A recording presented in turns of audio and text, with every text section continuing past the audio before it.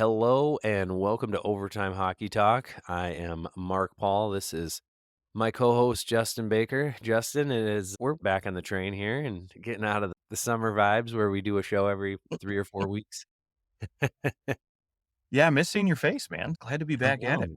I know it is. And this is our first show that we've done since the horrible tragedy of the Goodrow brothers, Yeah. Johnny and Matthew. And I don't have a whole lot to say other than it's just freaking terrible. And I, in my lifetime, don't think I ever remember someone who was still really like playing and was this good and is just gone.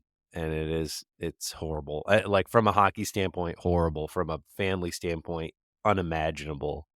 So Yeah, it sucks, right? That's the only way to put it. It's a shitty thing and another to say it, but you always harp all the time, don't drink and drive, call Uber. There's reasons we have these options available, right? And yeah, it's terrible, man. I think that the closest thing I was thinking about it the other day was just the Vladimir Konstantinov. I know he mm, ultimately didn't lose his life, but it still hit pretty hard. And in a lot of ways, he definitely lost the life he was living right. before. Yeah.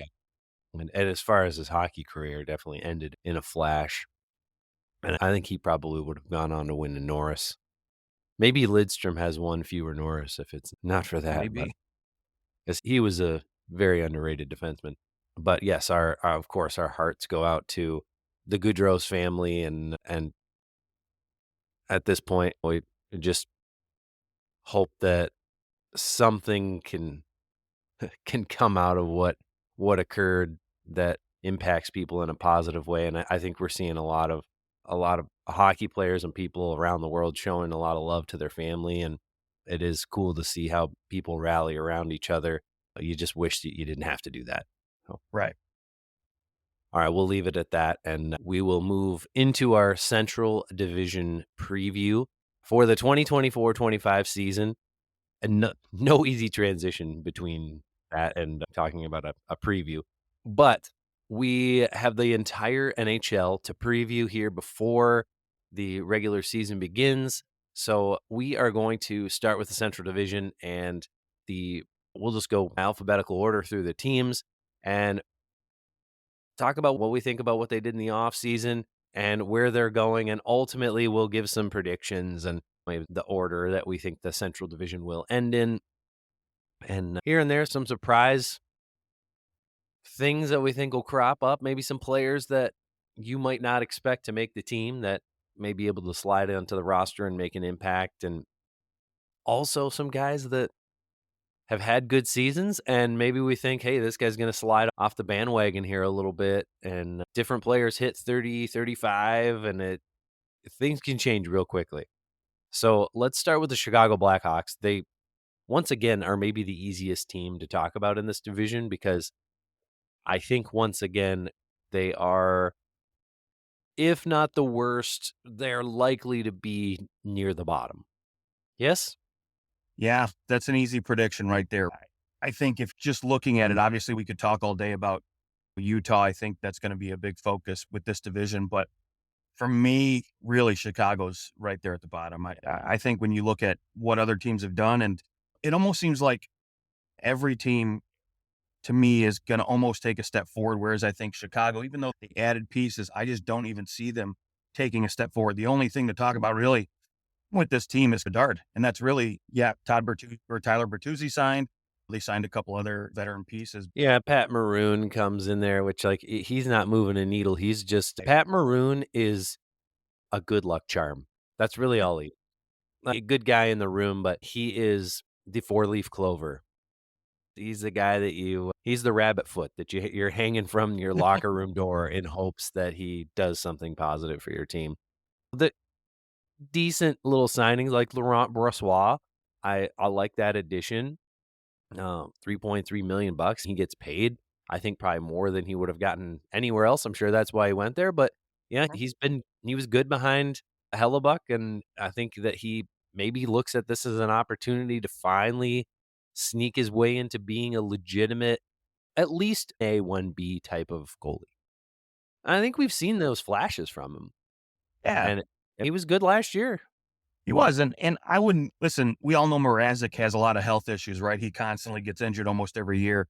So I think this is a good signing for Chicago because they got a guy who, in my opinion, he'll probably end up playing 30 to 40 games. So he'll be able to just slide in there. And as bad as I think this defense is going to end up being, anyways, I don't think there's going to be any loss as far as goaltending quality if it's Mrazek or Brossoit. So either one I'm happy with. I think this is going to be a decent enough tandem for a team that we all know, again, it's going to be at the bottom. Yeah, goaltending is for a team that is going to be bad, or not going to be. I'll say this: I don't think they're going to be easy to play against. I think that's why they went out and went, let's target. Hey, let's target a Pat Maroon. Let's target a Tyler Bertuzzi. Let's target TJ Brody. Mm. Is TJ Brody that great anymore? No, but is he gonna give everything he's got? Yes. Alec Martinez, another guy who is he gonna give all he's got? Absolutely. He's got a Stanley Cup. He's got two Stanley Cups. He has a Stanley Cup winning goal, I believe. Yeah. And then hey, Teuvo Teravainen, not a bad signing there either. He is someone I'll say he will push the needle. He isn't necessarily somebody that you can have be by himself, but you get him with Bedard. I think that's a lot better option than what Taylor Hall was coming in there last year. I think healthy Taylor Hall is going to help push the needle a little bit, but is he the line driver, Hart Trophy guy he once was? No, but you know, I still think he's capable of a 60 to 70 point season. Again, depends on who he plays with, but he could still be a guy that contributes well enough, I think, to make this team exciting and tough to play against. Yeah, and when you look up and down this roster, they bring in Ilya Mikheyev, re-sign Dickinson. They've got there for another couple years. Uh, It really is a team that they have done a really nice job at going. We just need to surround Bedard with some guys that can play. Hmm. I think they're going to be more competitive than last year.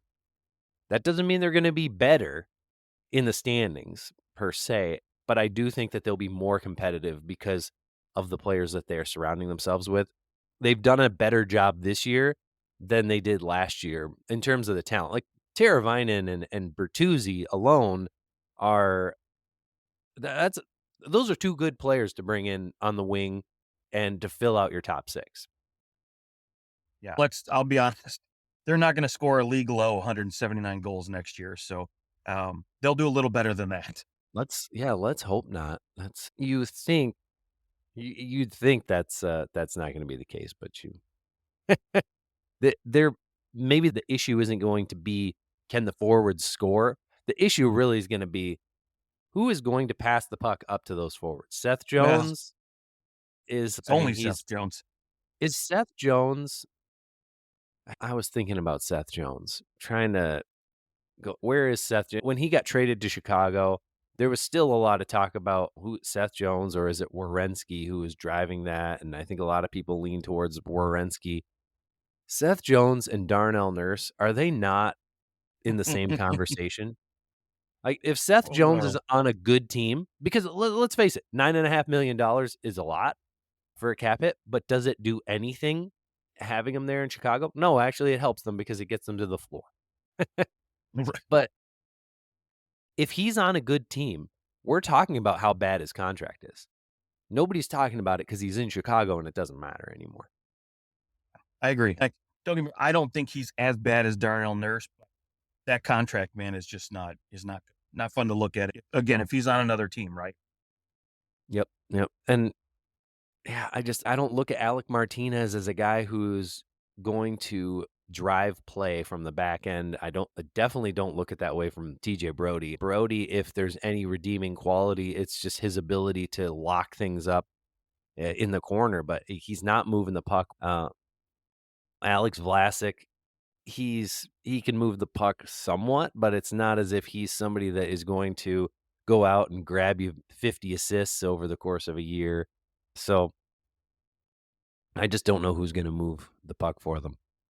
No, the fact is the Blackhawks have a lot of young defensemen in the pipeline, and I think even though, yeah, I agree with you, these guys aren't going to move the puck, they're not going to move the needle. But Alec Martinez, TJ Brody, they're good veteran guys to have in there to help mold and help grow these youngsters, and hopefully in the next 3, 4 years now, we're talking about a team that's developed, and these young defensemen have come up and they've again developed and grown into capable top 4, top 6 defensemen. And again, we're talking about a playoff Blackhawk team.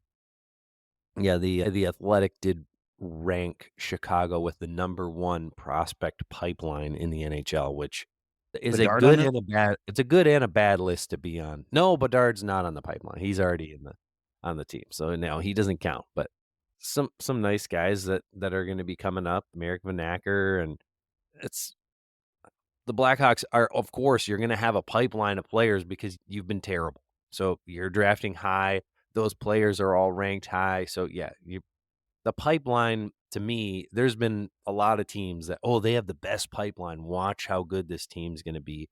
And it doesn't necessarily mean that your team's gonna go and win the Stanley Cup. It just means that you have a lot of you drafted high, and so you drafted a lot of highly rated players.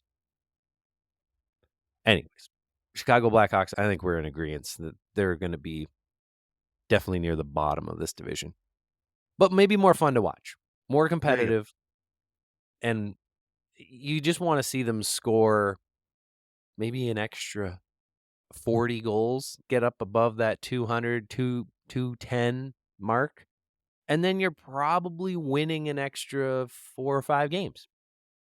Yeah. Here's a real question, right? Bedard, over under 80 points. Where you got him? Oh, over under 80 points. I think with the additions that they made this year, if he's healthy all year, I'd say that he's over 80 points. Okay. I think that the development arc and looking at where he was last year, I think it's very safe to say 80 points is a I think if he's less than 80 points, I don't wanna go as far to say that it would be a disappointment, especially if he's showing some improvements defensively. I think that if he's under 80 points, the Blackhawks probably didn't score more than 200 goals again, right? Like, if Yeah. he only has 80 points, who else is gonna get the other 120 goals on that team?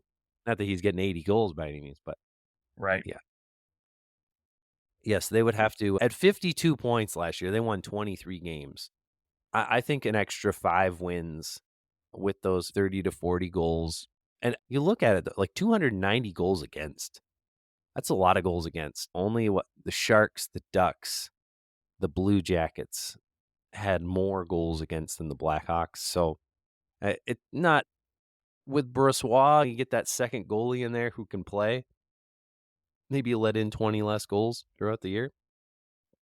Yeah, maybe.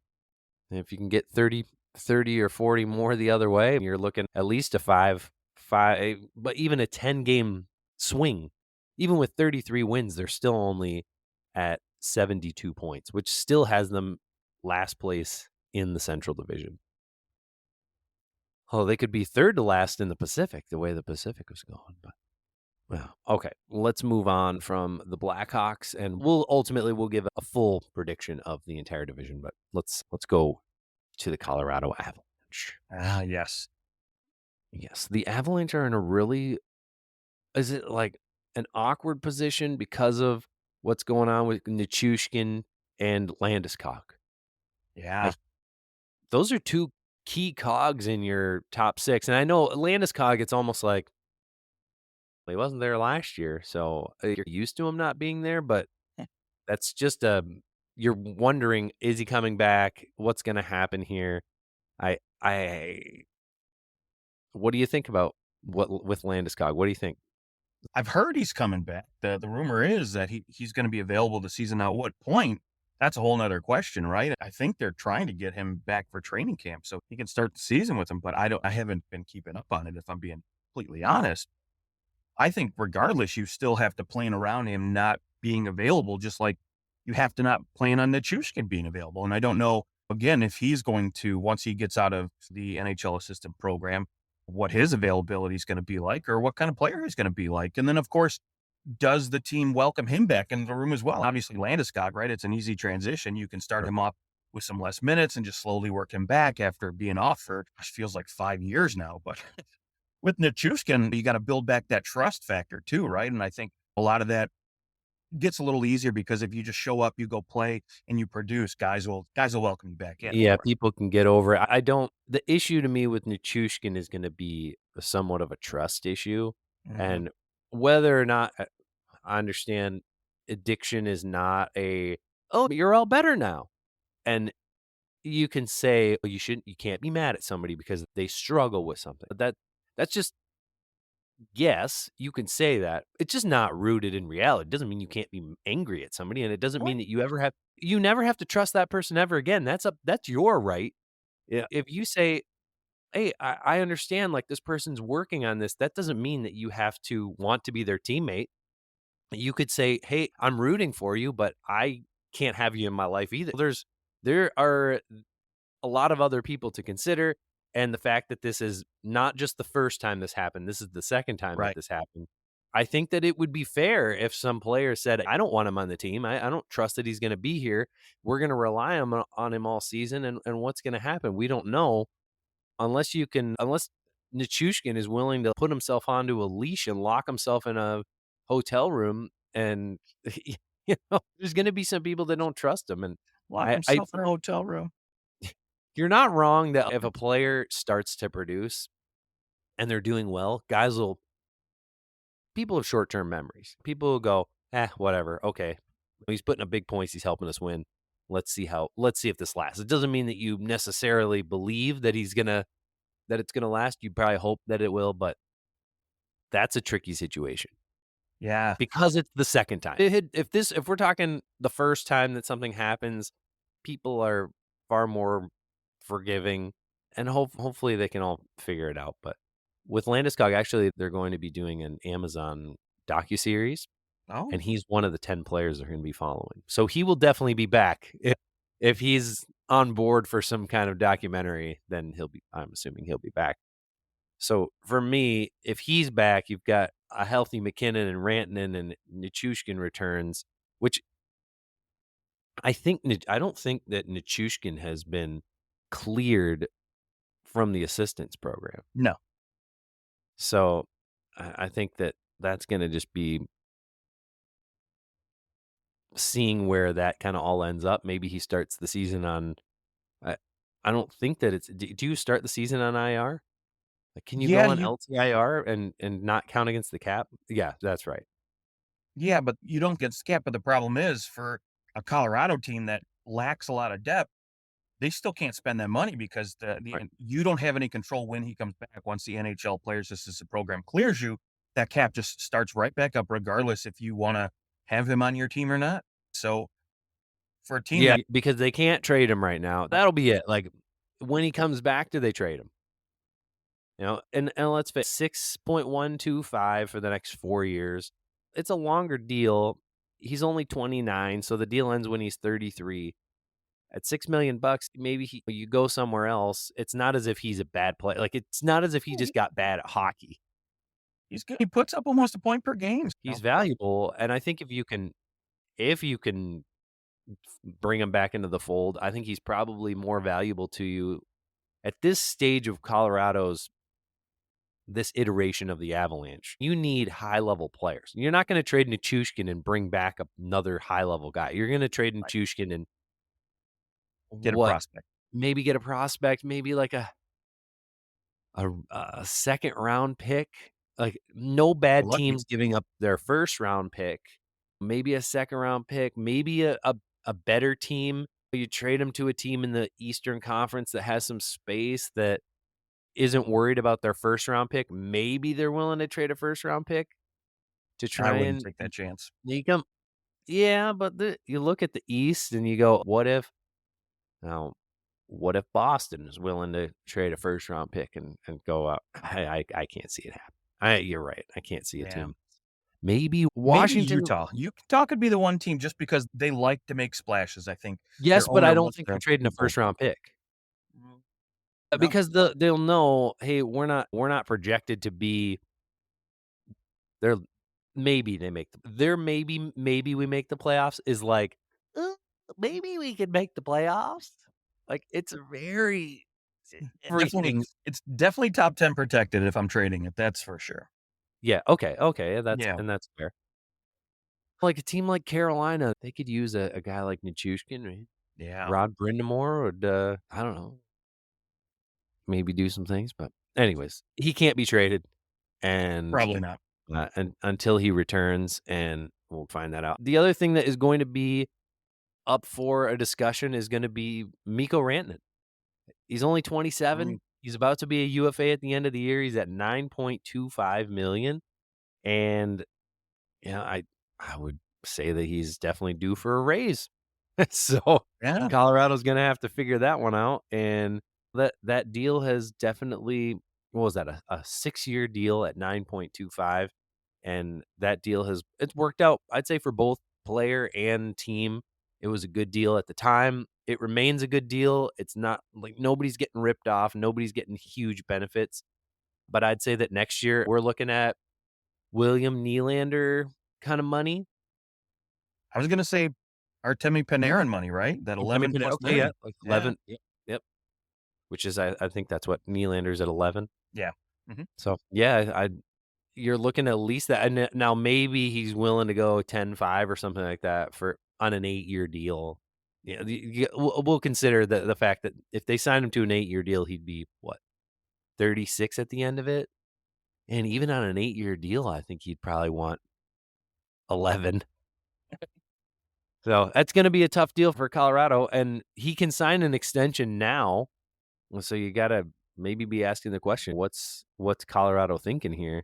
I would assume that they don't think that they can lose him. No, you're hurting as far as depth is concerned already, right? You brought in Casey Middlestat. You gave up a tremendous defensive product or prospect or player, whatever you want to call him, in Bowen Byram. And then again, you managed to keep Drury on the cheap.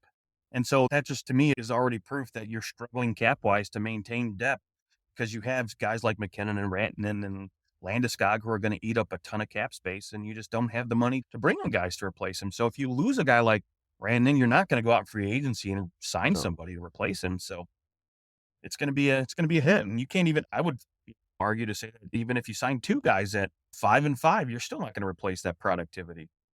And the cap's gonna go up. They've got 17,000,000 available next year, and there's not a whole lot of other UFAs that you go, "They also gotta sign this guy," or like an RFA. Kovalenko's an RFA, and not like a huge deal for money-wise. Brandstrom will be an RFA, but we're not sure what that's gonna end up looking like. Uh, and then really your only other question mark going into next year would be the goaltending situation. Georgiev will be a UFA. But the goaltending situation to me right now is probably their biggest question mark because do you trust that Georgiev can win you not just a playoff series, because this is a team that has Stanley Cup aspirations. Can he win you that big game? He had some good games in the playoffs. He had some rough games, and his regular season was not great. 8.97 save percentage for a high level team is not good enough. And when you're having to rely on your backup goalie so often, Frank Kuz was hurt a bunch last year. And I'm just wondering, is Georgiev the answer? Or are you out here looking for another goalie, uh, just waiting in the weeds, seeing what transpires, and eventually you're going to go out and grab a guy maybe at the deadline? Yeah, I definitely think they're going to give. Gosh, how do you pronounce his last name? And Noonan. A Noonan. Yeah, they're going to give him a shot, an opportunity. He looked good in limited opportunities last year. Now, if you put the pressure on him, because I don't think you want to try to play Gorgiev 60 plus games again. So you're going to give this kid, this 24-year-old untested goaltender, an opportunity to play 20, 30 games in this league. And can he hold up? Right. So if he doesn't hold up, I do think you're going to see Colorado take a stab at a goaltender, and they could even hit the free agent market, bring in a Martin Jones or somebody like that who could come in and give you 15 good games and hopefully provide some stability, especially if there's any kind of injury. God forbid Gorgiev goes down. I think you're up shit's Well, creek. that's what I'm looking at is that, yeah, Yeah. either guy goes down, who are you bringing up? Because your 2 goalies that are right now in the minors are Kevin Mandoles and Trent Miner. That's I'm it. not confident. My guess is that they're out. There are some goalies that are out there like a Martin Jones. So my guess is they're they've been looking around, and that those conversations usually at this time of year, training camp comes in, we start to see some of those other goalies get snagged up. Uh, my guess, maybe there's been some conversation with Rantanen, and they're going, "Are we going to sign you to an extension, or are we just letting this? Are we letting it hang out?" And as of right now, I haven't heard a whole lot about that extension, but that doesn't mean that they're not, in communication about it. I'm sure that they are. So that's going to And I'm be, sure Gorgiev's hoping he has a back season for that contract too, because if you're his yeah. camp, Oh, yeah, your for him. value's Yeah. about as low as it can be right now. So Right. yeah, Yeah. Hey, he played 60 games. He won a lot of them. So there's that. I don't think that he's, not going to go out and be able to get another $3 million contract. But I think the hope certainly was that, hey, I'm number one goalie in Colorado. Let's go out, seize this, and I can be a $5-6 million goalie. And so far, that has not happened. Where do you drop this Avalanche team in terms of where they fall in the Central Division? We didn't even really hit a oh, lot on defense, although I would say that defense is their strength as far as their depth. They brought in a Shillington, they bring in a DeHaan and Brandstrom as an experiment. But Makar, Taves, Gerard, and Manson, there's few teams with a better top four than that. So it's almost like, yeah, we can talk about all these other things, but ultimately, they've got a lot of guys who can get their star forwards the puck. And then Cale Makar is basically Connor McDavid on defense. yeah, you could almost say that. Listen, I did say it. you did say that. That's very true. I still think, especially considering I think the subtractions that Winnipeg has, yeah, I'm confident Hellebuyck's going to have another Vezina-like season. Will he win the Vezina? Who knows? But it's still going to be a good season from him regardless. And I'm starting to get worried too because he's one of those guys that, over the course of the last 5-6 years, he's played more games than anybody. So I start to wonder when we might start to see a little regression or when they say, you know what, we got to play this guy only 55 games, right? We got to give him a break. All that being said, I think Winnipeg fell a little bit in my eyes. And so I still think Colorado is still capable of finishing in that top three in this division. Okay. Yeah, I definitely don't see them missing the playoffs by Yeah. any means, unless the goaltending really falls apart.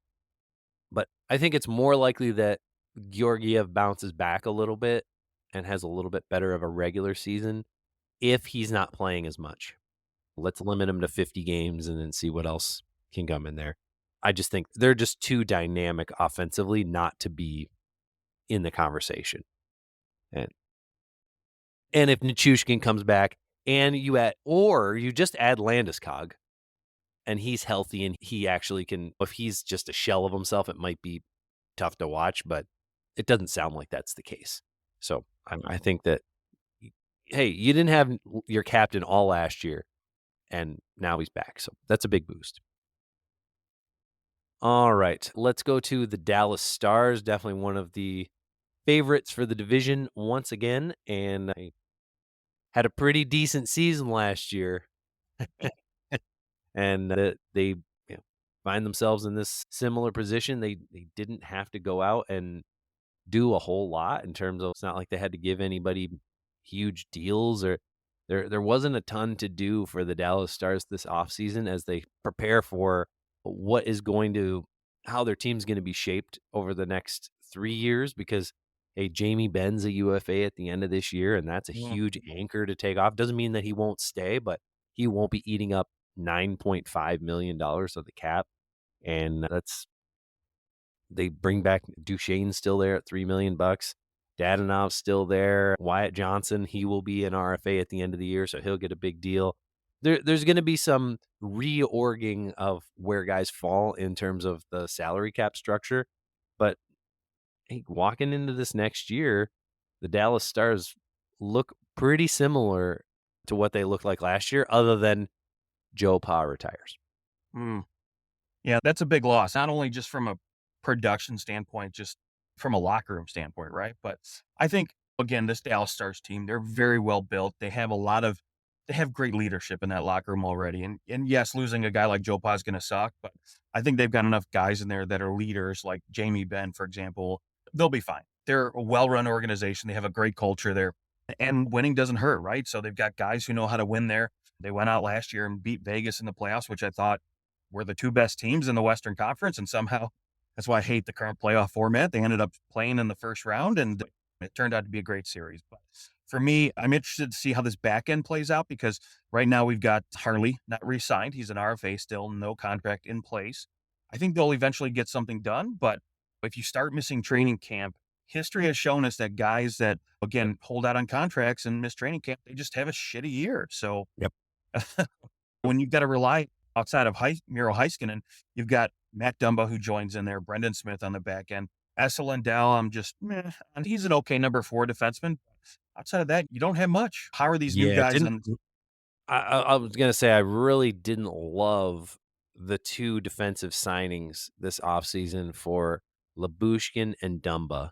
mm, Lyubushkin, 3 years at 3.25 million for a guy who is really a 6th defenseman is, not one of Jim Nill's best signings. Maybe they feel like he's, the perfect fit for something. I'm guessing after losing Tanev to like, Tanev was a fantastic fit. oh, Goes and he signs in Toronto. I'm guessing that they went, "Well, we can't have Tanev, so let's go get Dumba and Lyubushkin," and that kind of there's 2 guys that are Tanev light a little bit, but I just don't see that at all. Lyubushkin's not good, and I know because 'cause he's been on the Maple Leafs 17 times. They've traded for him every year for the last 3 decades, it feels, and he's never been good. He has not been good. I don't know why they brought him back, and he just yeah, he's pretty garbage, but ne- maybe they feel like he can fit some role. Matt Dumba, I guess you're paying him for what he could be again, not necessarily what he was last year, because last year he wasn't a good fit anywhere he went, but maybe they think they can turn that around. They did need some right-handed shots on their defense as well, so that kinda fills that need. And I guess you're going, maybe we can have Lyubushkin play with Heiskanen, and it'll you know, because he did play with Morgan Riley, and he still wasn't good, but it freed up Riley to go and do some things. Maybe they feel that way about Heiskanen and Lyubushkin, I'm not sure. yeah, I I don't didn't like know. the signing at all. No, I'm with you, and I hope Not for 3 years. no. Oh God, no. Yeah, no. Take a 1-year flyer on a guy, but you know what? Or 3. I'm still hoping. I keep waiting because Heiskanen to me is still a Norris level type defenseman in this league, and they have to continually play him on his off wing because they can't find anybody to play on their right side. And I think that's really, to me, is what's holding him back is because they lean on him a little bit too much right now. Um, maybe Thomas Harley will help alleviate some of those minutes, but they can't get him signed either. And that's if you just give Labushkin $3 million, what are you gonna have to pay Harley? So Yeah. that's Yes. gonna cost you now. That's So a that is a great point. Okay, and all that to be said, hey, Dallas still does have $6.2 million left in cap space. Most of that probably going to Harley, but, yeah, I think it is fair to say they mostly stayed the same. Yes, they lose Pavelski, but bringing back Duchesne at a low-cost deal, again, like, he was very good for the Stars last year, and I think with the rest of Robertson, the Rupe, Hintz, like, this team is still fantastic, yep. likely a top 2 team in the division for my money. I don't see them going anywhere. No. And we didn't even get to goaltending, and, like, Ottinger's gonna be great, and he's in a contract year, and that means more money for my boy, Jake Ottinger, so Yeah, that's a good point. Because to me, he was average last year, and you look at his numbers, again, just pedestrian. So I think we're gonna see more out of him. I think he'll be better. And thank God, no offense to Ryan Suter, but they got that slow freaking defenseman out of his way yeah. too. So that'll only help Ottinger for sure. There we go. Yep, yep. Dallas, I think somewhere in the definitely in the top 3 of that division. I don't know. There's a scenario where they get if they have an injury on the back end, that could be really tough for them. But we'll see what happens. I don't see them falling out of the top 3. Like, I look at the rest of this division and I go, "What like, who else is gonna" see Colorado's in the top 3. You've got Winnipeg, Dallas, and then Nashville, and that's about it for competing for the top 3. Yeah. But okay, let's move on to the Minnesota Wild, who maybe are the most up up or down team in this division. Like, they might be the toughest team to pick where they're gonna fall, because it wasn't the 2 years ago they made the playoffs, and last year they really fell off a cliff, but I think there's a scenario where this team could get back. You've got a whole year of, and, Faber signs his big deal, $8 million. Like, this team's ready to roll, and I think there's a chance that the Minnesota Wild kinda have a bounce back year. Yeah, for me, it's all gonna hinge on Marco Rossi and really what he does and what his development is because this team, we've talked about it for years, but obviously they've been hamstrung by Parise and Suter's buyouts. They've lacked a true number 1 center for so long, and you have guys like Zuccarello who, in my opinion, his contract's way undervalued as far as what he brings and then gets paid. I think he's phenomenal on both ends, and obviously Kaprizov is just a phenomenal Kirill the Thrill, right? He's phenomenal to watch. So when you got those 2 guys and you have nobody in the middle who can really dish the puck or nobody that just provides that responsibility as far as two-way play goes, I think that's the one thing I think this team really lacks, and they got lucky last year. I think with Faber, they found themselves a number 1 defenseman. And this kid, I think he's gonna be a superstar in this league as far as defensemen are concerned. Gosh, that to me is gonna be the biggest question mark is whether or not Marco Rossi can take another step and show that he is that guy that they drafted to potentially be that number 1 center. Yes, yeah, and if he can be that guy, that's a huge if he walks out and he's a true number 1 center, that's an amazing boost for that team. I I'll also say maybe even more, Kirill Kaprizov had a slow start. I know he still had a as far as numbers go, he had a great year. He had 96 points. It's felt like he started a little slower, and I think that we need to see that pace not be so back end heavy. I think he started to pick up the pace once the season was gone. No, you're right. It Oh, traditionally does that. I've looked at the numbers over the years, and he starts slow. And again, in this league, you have to get off to a quick start because when you're chasing teams like Colorado and Nashville and Dallas all year long, it's going to be tough to get wins when you're already behind the 8 ball. so I just as an aside, I thought you said they haven't had a number 1 center in a while, and I was like, who would I say are the best centers that the Wild have had? And it's yeah, Mikko Koivu is really the one number 1 center, and he really was more like he was a really good number 2 center, I think, on a team that could have won something. Mm, Like, he was not gonna be the number 1 center on any Stanley Cup winning team. Like, he was good, but he wasn't great. no, He was never a superstar, not one iota of a superstar. He was very good. Like his brother Saku Koivu in Montreal, he was very good. He had some years where he put up some decent points, and he's a really good center, and he got to play with Marian Gaborik, mm, and Marian Gaborik absolutely benefited from him being able to, like, he took all the defensive responsibilities. He was a true two-way centerman, and I'm sure that he was voted up there in the Selke Trophy voting at some points during his career, but you've got him. I think Pavel Demitra was on the team at one point, oh and he played yeah, center a little bit. Eric Stahl was a center on the Wild, I think, for yeah, he like had a 5 40 goal seconds. season. Yeah, Yeah, yeah, I know. and then I think we're going Jonathan Ericsson Ek is probably the next best center that's played there. They just have Yeah, had no centerman and this is a team that's been in the NHL since 1998. So for those guys in the 25 years of your franchise's existence, those are the 4 best centers to play for you. I I think you've got an issue. You gotta start identifying some centers. Now they've had some great wingers, no doubt about it on oh the yeah. wingers, but, I can Kirill Kaprizov get going?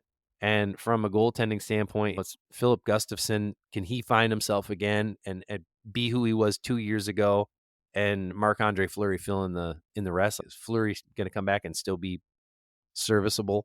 he's getting up there. He's 39 years old. He'll be 40 this year. So Yeah, not too many goalies have successful 40-year-old career. yeah, he was mediocre last year, and so is their old goaltending situations. I'm not overly optimistic about it. Let me just put it that way.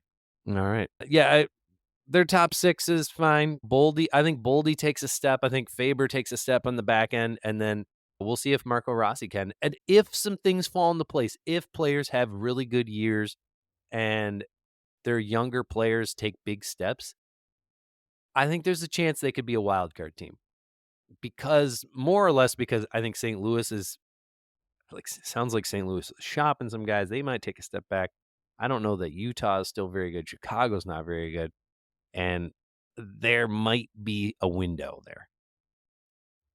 Could be. I mean, Probably not, but there's a well, window. like we said too, if Georgiev has a terrible year again, obviously Colorado's going to score some goals, but maybe that costs them a few extra wins, and maybe Minnesota takes advantage of that. Yes, and the best news for the Minnesota Wild is that next year they get $14+ million off their cap from the buyout that they made of Parise and Suter. Who Suter's just getting paid by a half a dozen teams in the NHL right now because he just keeps getting signed and bought out. So yes, an additional 15 million in cap space next year, and that includes Brock Faber already being signed to an 8 times $8.5 million deal. They don't really have, other than Marco Rossi will be an RFA next year, but it's coming off as an ELC. He hasn't been super productive so far. Even if Rossi goes out and what what do we think? Like he had 40 points. Let's say he goes out and gets 60 points this year.